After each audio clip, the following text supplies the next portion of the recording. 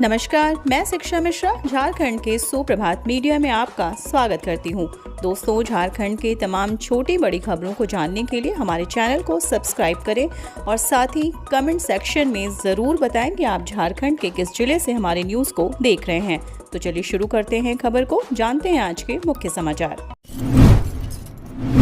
Jack matric व inter की परीक्षा फॉर्म जमा करने का अंतिम मौका। झारखंड में साल 2023 के लिए मैट्रिक व इंटरमीडिएट के परीक्षार्थी 4 जनवरी तक परीक्षा फॉर्म जमा कर सकते हैं। परीक्षा फॉर्म विलंब शुल्क के साथ जमा किया जाएगा। जनवरी के अंत तक जैक द्वारा परीक्षा कार्यक्रम भी जारी कर दिया जाएगा। वर्ष 2023 की कक्षा 9वीं व 11वीं की परीक्षा फॉर्म व वर्ष 2024 की मैट्रिक व इंटर परीक्षा का पंजीयन फॉर्म जमा करने का अंतिम तिथि भी 4 जनवरी है। डीईओ 5 जनवरी तक फॉर्म सत्यापित कर सकते हैं। कक्षा 9वीं और 11वीं की बोर्ड परीक्षा अप्रैल में ली जाएगी। किसानों की समृद्धि और ढांचागत सुधार पर जोर दे रही हेमंत सोरेन सरकार। झारखंड बदल रहा है। प्रदेश में पर्यावरण संरक्षण, किसानों के समृद्धि के साथ साथ ढांचागत सुधारों पर सरकार जोर दे रही है।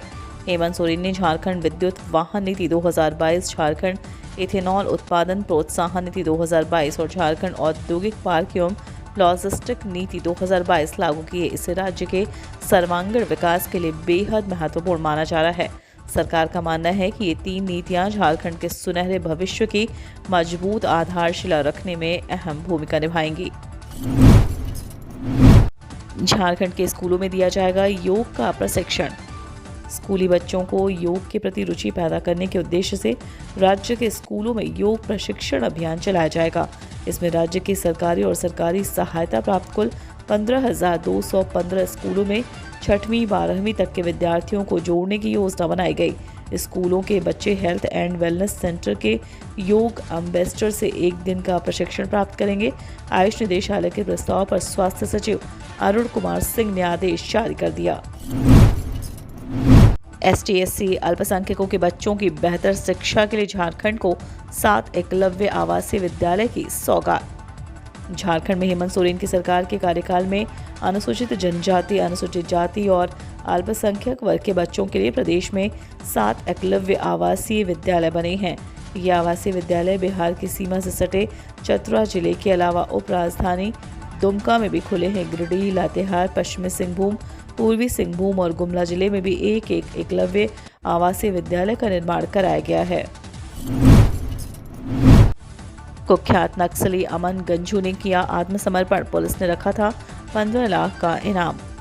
कुख्यात नक्सली अमन गंझू ने बुधवार को पुलिस के समक्ष आत्मसमर्पण कर दिया। राजधानी रांची के हरमो स्थित प्रक्षेत्रीय पुलिस महानिरीक्षक कार्यालय में झारखंड पुलिस और केंद्रीय रिजर्व पुलिस बल के वरीय अधिकारियों के समक्ष अमन गंझू ने हथियार के साथ आत्मसमर्पण किया। अमन गंझू भाकपा संगठन के रीजनल कमांडर थे। पुलिस ने अमन गंझू के ऊपर 15 लाख रुपए का इनाम घोषित कर रखा था। पुलिस का कहना है कि झारखंड सरकार की आत्मसमर्पण एवं पुनर्वास नीति से प्रभावित होकर अमन गंझू ने आत्मसमर्पण किया है। गरीब बच्चों को उच्च शिक्षा देने के लिए हेमंत सोरेन सरकार लाई झारखंड गुरुजी क्रेडिट कार्ड योजना। झारखंड में शिक्षा को विस्तार देने और गरीब परिवारों के विद्यार्थियों को आर्थिक मदद देने के लिए हेमंत सोरेन की सरकार कई पहल कर रही है।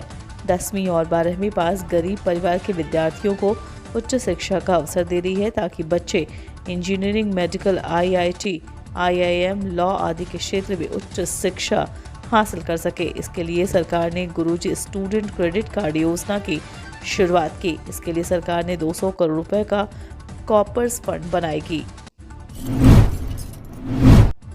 हेमंत सोरेन ने रांची में राष्ट्रीय खादी एवं सरस महोत्सव का किया उद्घाटन।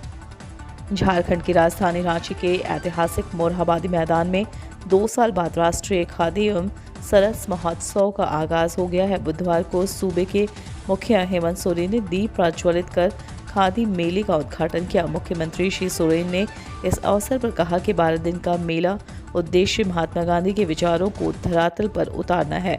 मुख्यमंत्री ने कहा कि काफी समय के बाद मोरहाबादी मैदान में इस महोत्सव का आयोजन किया गया है। जैन समुदाय के तीर्थस्थल पारसनाथ में जमकर हुआ हंगामा, स्कूली बच्चों को दर्शन करने से रोका। जैन समुदाय के प्रसिद्ध समेत शिखर जी पारसनाथ की पहाड़ी पर दर्शन करने जा रहे स्कूली बच्चों को रोके जाने से जमकर हंगामा हुआ। इस दौरान मधुबन बाजार को बंद कराया गया। वहीं गैर जैन समाज के लोगों द्वारा विरोध प्रदर्शन को देखते हुए पुलिस ने मोर्चा संभाल लिया है। खेल जगत में झारखंड के लिए स्वर्णिम रहा साल 2022। ओलंपिक से लेकर कॉमनवेल्थ तक रहा जलवा। झारखंड के लिए साल 2022 खेलों की उपलब्धियों से भरा रहा। इस साल खिलाड़ियों को नई खेल नीति की सौगात मिली। अंतर्राष्ट्रीय प्रतियोगिताओं में झारखंड की धमक बढ़ी। हॉकी के हर मैदान में राज्य के खिलाड़ी छाए रहे। कई अंतर्राष्ट्रीय प्रतियोगिता में झारखंड के पदक वीरों से देश का नाम दुनिया में रोशन हुआ। कोरोना के बाद से खेल आयोजनों की रफ्तार बढ़ी, लेकिन खेल विकास के लिए जमीनी स्तर पर बेसिक सुविधाओं को बढ़ाने में नाकामी भी हाथ लगी।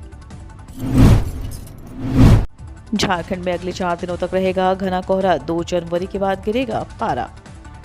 राजधानी राज्य सहित झारखंड के अन्य हिस्सों में अगले 4 दिन तक कोहरे का असर बना रहेगा। ये स्थिति 28 से 31 दिसंबर तक रहेगी। इस दौरान आसमान साफ और शुष्क रहेगा। इन दिनों रांची के अधिकतम और न्यूनतम तापमान में 1 से 2 डिग्री का उतार चढ़ाव देखने को मिलेगा। अधिकतम तापमान 25 डिग्री सेल्सियस और न्यूनतम तापमान 11 डिग्री सेल्सियस तक रहने का अनुमान है। 1 से 2 जनवरी तक सुबह में कोहरा और धुंध की स्थिति रहेगी। गौरतलब है कि मंगलवार को भी रांची में आसमान में हल्के बादल छाए रहे, जिसके कारण कनकनी वाली ठंड का एहसास सुबह से दोपहर तक नहीं रहा। वहीं रात में हल्की ठंड जैसा एहसास रहा।